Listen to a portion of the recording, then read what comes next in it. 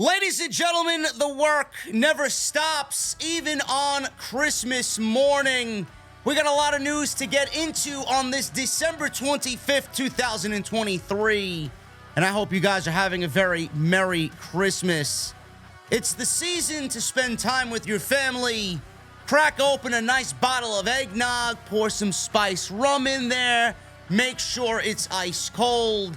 Santa Claus is coming down the chimney to put the gifts underneath the tree. You get time to relax and just reflect on what a great year it's been. Or if you're Chris Jericho, you could go on social media on Christmas morning around 4:30 a.m. Eastern and start arguing with CM Punk and Ace Steel's lawyer. I mean, I guess we're all different in how we spend our Christmas seasons. We're going to get into what Chris Jericho said on social media, getting into this discussion with Stephen P. New, who is the lawyer for CM Punk and Ace Steel. Jim Cornette got involved. He went back and forth with Chris Jericho. We'll get into all that was said today right here on Off the Script. Also, The Rock may have revealed that he will be at Wrestlemania through a Make-A-Wish. We'll get into that story, and two prominent figures in AEW finish with the company. Who are they, and what does this mean for AEW going on into 2024? Let's get into it, man. Let's start with this. Chris Jericho and Stephen P. New back and forth on social media. Now, honestly, I'm going to be upfront with you guys. I thought Stephen P. New was a fake name. I thought it was a troll name. I thought it was not even a real person at one point. Apparently, he is a real person, and he's become wrestling's most popular attorney. After it emerged, he represented CM Punk and Ace Steel following the Brawl Out incident in AEW. Punk and Steel recruited Stephen P. New as their legal counsel in the aftermath of the incident, which saw both involved in an altercation with Kenny Omega and the Young Bucks following All Out 2022. Stephen P. New shed further insight on the matter during an appearance on Wrestling with Rip Rogers. He says this, and I quote, "We are greatly limited. Ace is correct about that. You're never going to hear me or Ace or Punk comment on the particulars." Speaking further on his dealings with AEW's legal team, New said his relationship with Jim Cornette skewed things to begin with. He goes on to say, "When I first started dealing with Mega and Chris on AEW's legal team, I think they saw me as an extension of Jim Cornette. I think they thought they were going to get on the phone and I would cut a Cornette promo. But the longer they dealt with me, the better the relationship got. That helped the situation greatly for me to have what I believe is a good relationship with upper management in AEW." Now, New confirmed that he, Punk, and Steel are under NDAs for life, so they will never have the chance to tell any part of this story as long as they're alive. Neither was allowed to confirm that he landed Punk and Steel a payoff due to being in the right, as has been floated by Cornette on his podcast. But he echoed that Ace Steel's wife, Lucy, is under no such agreement and could one day tell the tale. As I said, the only person, granted, she's not completely objective and unbiased, the only person not subject to an NDA, who's not subject to confidentiality provisions, is Ace's wife, Lucy. So, you know, maybe one day she tells the story," said New before explaining why that was the case. That was just part of the deal. I don't give a shit who Lucy is. Lucy is not going to be able to tell this story as long as she is affiliated with Ace Steel. So that's Ace's wife. And she's not going to be able to tell this story. I don't think she'll be able to. I mean, I would be shocked if any of this ever comes out as long as we are alive. I mean, the legal ramifications and the legal hurdles that the Young Bucks would probably have to go out there and get, or I should say the legal hurdles that they will be under from Matt and Nick Jackson and Kenny's camp to keep this shit sealed as long as they can. I mean, I don't really know how that would work if she's affiliated with Ace Steel. Don't you think, just common logic, that she'd probably have Ace's best interest at heart? Now, Stephen P. New could go out there and say, as long as she could tell this story, she's not under NDA, and the only person granted she's not completely objective and unbiased. I mean, she's going to be affiliated with Ace Steel. So, the first thing in people's minds is that the story's going to be skewed because of her relationship with her husband. So a lot of people are probably going to end up thinking that it's going to be a one-sided story, and that's not going to be a truthful story because it's Ace's wife. What would you expect? We heard bullshit throughout the entire thing. We heard fabrications and lies throughout the entire thing from Punk's side. What do you think would happen if she's allowed to say something, but the others in the party are not going to? She'd probably be speaking on behalf of them, even though she was there. You can't go out there and do that. I don't think we'll hear anything from this at all, ever. We'd be lucky to. Chris Jericho. I know it's Christmas morning, but Chris Jericho, in the early hours of Christmas morning, tweeted the following. Hey, at Stephen P. New, I don't adhere to an employee handbook and never had one in 4 years of working for AEW. I also never signed an NDA in my life, ever. So stop trying to be a bully and making egotistical fantasy brags for your clients and start doing some research before you make blanket statements about your buddies. Because I saw everything that night, including how Lucy acted and what really went down. And since I was in the room and watching her and everybody else the whole time, I know exactly what really happened. And considering you weren't there and I was, maybe you should shut your mark ass up. Because what really went down was disgusting. Jim Cornette didn't waste any time getting back at Chris Jericho. He responded by saying this, and I quote, God, Chris, it's Christmas. Slap Tony Khan's dick out of your mouth. You've got his dad's money the next 10 years, and the Buckaroos will still let you play with the cool kids. You don't have to tell the truth. Just quit lying. Punk is sorry he made a difference in AEW business, and you haven't. End quote. Jim Cornette really knows when to go for the jugular and how to go for the jugular when he wants to. At the end of the day, I don't know why this is being discussed. First of all, get off social media. It's Christmas Eve, Christmas morning. I don't know why anybody is on social media talking about professional wrestling. I'm doing this video before I have the rest of the day filled up with family activity. So I wanted to get something out there for you guys because I'm going to be going away to Florida starting tomorrow, and I don't know when I'm going to get content up for you guys for the rest of the year up until AEW World's End at the end of the weekend. But get off social media. Now, I don't know why anybody's talking about pro wrestling. I don't know why anybody's starting drama on social media. It's Christmas morning, and you're arguing about something that happened in September of 2021. Now, I know Jericho is one of the GOATs. He's one of the greatest of all time, and I respect Jericho to the highest of highs. But at the end of the day, I don't know why someone with his power and someone with his reputation, someone who represents AEW to the fullest, is out there reviving a dead topic only to make the company look and feel worse on top of everything else that they have going on right now that is negative.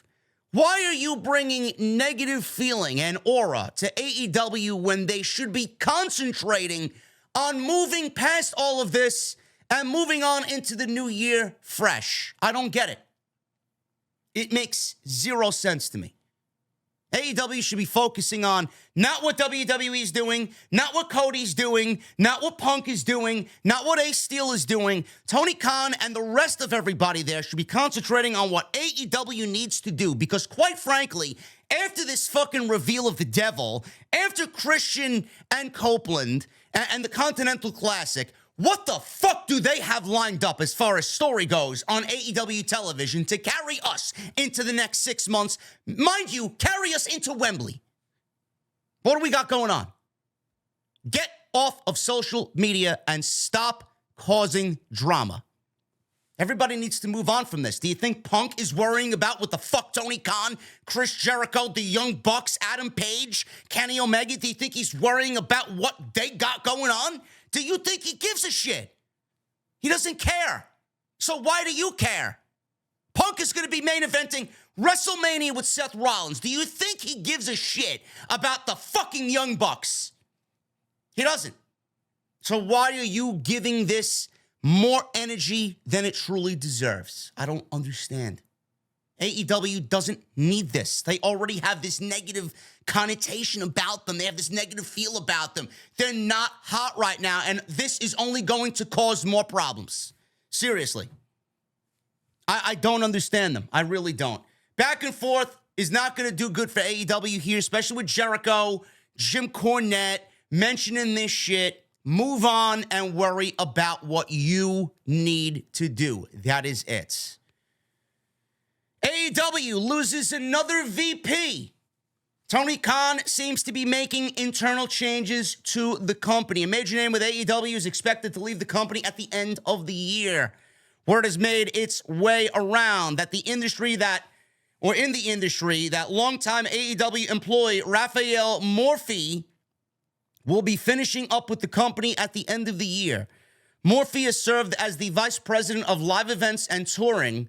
Morphy has teased new opportunities as of late and is expected to be pursuing other interests in 2024. Though the news was discussed within the industry, it didn't seem to make its way around backstage at AEW tapings in recent weeks. Morphy has worked for both WWE and TNA Wrestling in the past, where he served as senior director of live events, and he also worked for the New York Cosmos soccer team.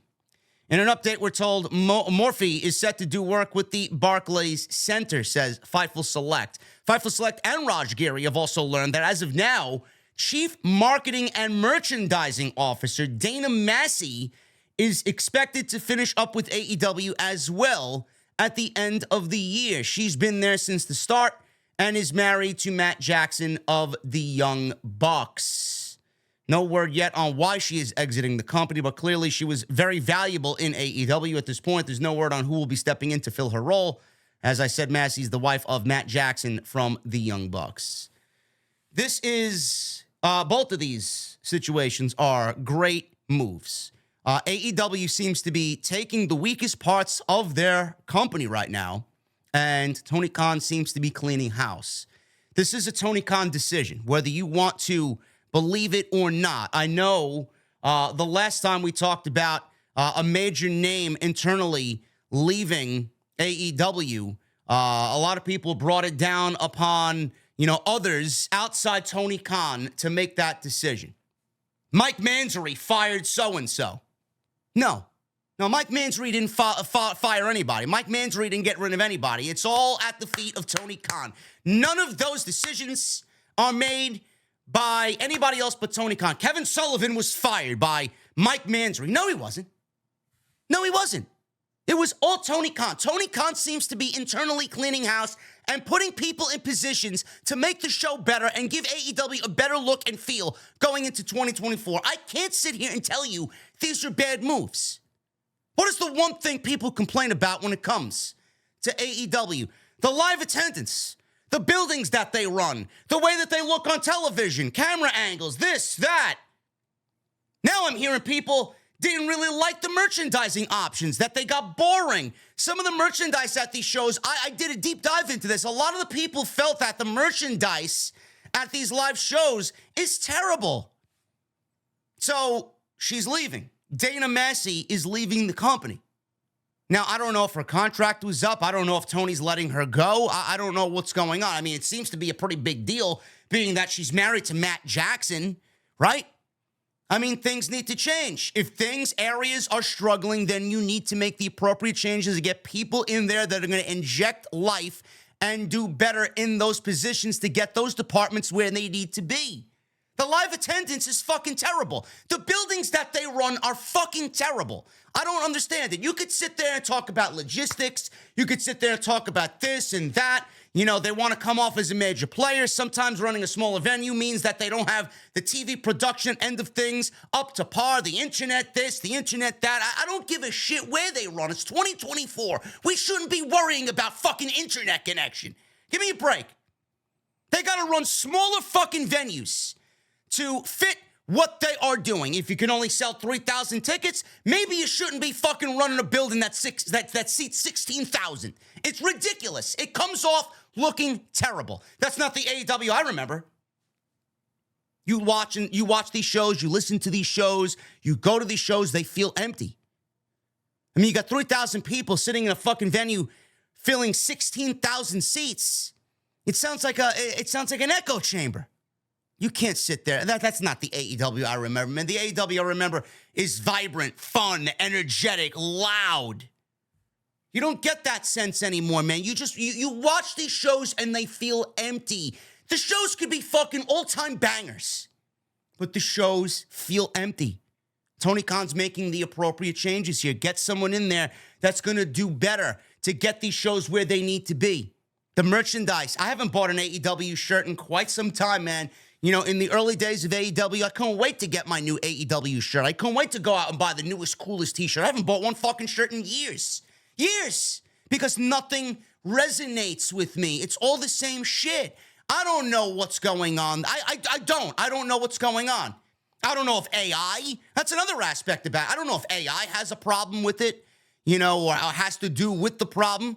Who knows how much they're using artificial intelligence to get these designs pumped out. There's nothing on there that resonates with me. There's nothing on there that looks cool at all. AI is single-handedly destroying the open market for graphics artists and people who are talented in that way. That's what AEW was doing. They were leaning on independent graphics artists or artists in general to get creativity injected into their merchandise. I don't know if AEW is skimped on paying artists and went the artificial intelligence. I don't know. Whatever happened, something changed. You feel the company changing, you know, in several different areas. None of it feels the same anymore. I don't know. I don't really know. But these are two moves that AEW needed to make, and this is not a bad thing. In fact, Tony Khan is recognizing the wrong, and he's fixing it going into the new year. I don't know how you could sit there and say he's not doing what he needs to do. So hopefully the changes that he's making are appropriate and are better than what they had going into 2024. And finally, guys, The Rock. I know, I'm tired of talking about Dwayne Johnson, but Dwayne Johnson is in the news, and he could be back on WWE TV a lot sooner than we think. Now, we did get The Rock back. I believe it was in October. He showed up on SmackDown. He had this little thing with Austin Theory. He was brought there by Pat McAfee. Because we all want to see The Rock and Roman.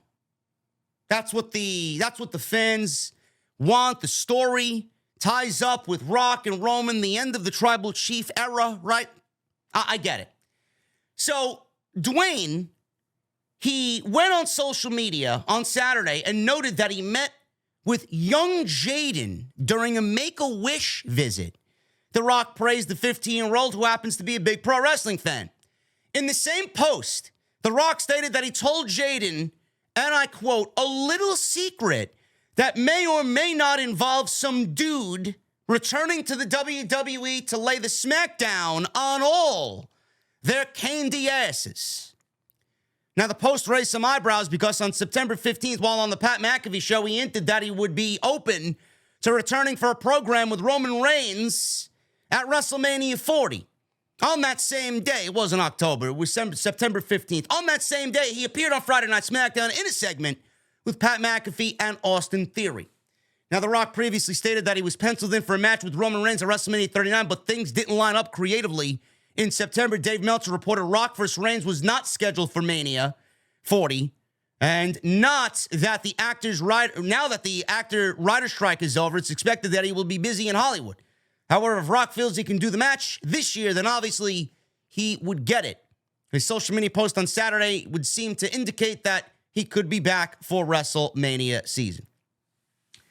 Now, I wanna see Sapp and Meltzer and all these journalists go out there and get the real scoop and go find and track down Jaden and go start asking him the hard-hitting questions. I mean, that's what in my honest opinion, journalistic integrity is all about, man. You got to go get the scoop. So go find Jaden and go find out where he is and go get the answers. We don't know. Rock could be lying to him. I don't know. Rock could be fibbing. Rock could sit there, man, and just say, you know what? Let me fantasy book my own fucking WrestleMania where I win the World Heavyweight Championship from Roman Reigns, my cousin, and I go on to have the title and break Roman's record as the longest reigning champion of all time. Maybe he fibbed. I don't know. Maybe he really thought he was Santa Claus and he went to Jaded and gave him some bullshit story, man. I don't know. I'm only joking. But in all seriousness, you know, when you start involving the children, first of all, I don't even know why he would go out there on social media and tell everybody publicly what he told somebody who requested him for a Make-A-Wish. I don't really understand that. Is he seeking attention? I mean, does The Rock have nothing else going on? Did he need some social media clicks this month? I have no fucking idea. Why would you go out there and tell everybody what you told this poor kid? Should have been kept in confidence. It should have been between him and you. I don't get it. Secondly, does anybody give a shit? I know I don't. Who cares? We got Punk back, Punk and Rollins. Cody's going to finish his story at WrestleMania. Do we really need The Rock to fuck things up and make things more convoluted? I don't get it. Does anybody want to see this now? I'm over it. I don't care. We've heard it time and time and time and time again. Our Rock's coming back from fucking WrestleMania 37. We've been hearing it. Rock's coming back. Rock's coming back. I don't want to hear it. Could it happen? Sure. If The Rock is given this option and he takes it, I want to see how plans change going into WrestleMania. Because you know they're going to bend over backwards to give this man whatever he wants, and then it's actively going to fuck up Cody, it's going to fuck up Punk, and it's going to fuck up Roman. Is all of what they got going on right now, which is fucking perfect. The top two matches that they have planned right now could, down the line for the rest of the card, headline probably the greatest WrestleMania of all time. Do we need Dwayne a part of that? Creatively, no, we don't. I don't really understand why Rock fits into this. First of all, we got to get the title off Roman. So I don't know why The Rock would be going after the title. He should want to go after Roman and end the Tribal Chief story against Roman. He doesn't need the championship for that. So we could do this after WrestleMania. But, I mean, I'm thinking out loud, and I know that's not logical. TKO wants this to be their first WrestleMania. It is. They want it to be the greatest fucking WrestleMania ever, being that it's the first WrestleMania under the TKO umbrella. So they're probably going to make huge advances to get Dwayne into WrestleMania and find a role for him in the main event. I don't know how. I don't know when. I don't really care to see it. But him going out there telling these kids that, you know, he's going to come back and this could lead to him coming back to lay the smackdown on all their candy asses. I mean, if you're dealing with the kids, the only thing I'll say this, if you're dealing with the kids and you're doing this for Make-A-Wish, you know, I guess there's got to be some credibility to this, because why would you lie to the fucking kids who request you for a Make-A-Wish? I mean, I don't really understand that. So when you start involving the kids, you're going to have to make that wish come true. Otherwise, what the fuck is the point? You're really going to end up disappointing young Jaden here. So we'll see what happens. But Rock, again, back in the news. We could see him back on the road to WrestleMania, man. That first kickoff of the new year for WWE with New Year's Revolution and Day One episodes of Raw and SmackDown. From that point on, man, we're going to get the ball rolling. It's going to get into Royal Rumble, WrestleMania season. You're going to start to see things and hear things that are more than likely going to add on top of what we got going on going into WrestleMania, man. It's going to be very, very interesting, to say the least. But thank you guys very much for all of your support. If you enjoyed today's holiday upload, please hit that thumbs up. Let me know what you think down below of all the top stories today, right here on Off the Script. Hit that thumbs up. Let's try for 1,000 likes. Hit that subscribe button down below. Turn on the bell for notifications. Keep in mind, there is no Monday Night Raw at all tonight. They're doing a best of show, so there will be no live stream at all.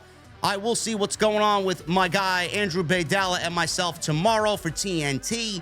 We'll see if we can get an upload and a live stream out there for you guys. I will keep you updated on social media at JD from NY206 on Twitter, Instagram, TikTok, and Cameo. Also, go check out all the other uploads on the channel. There's plenty of it.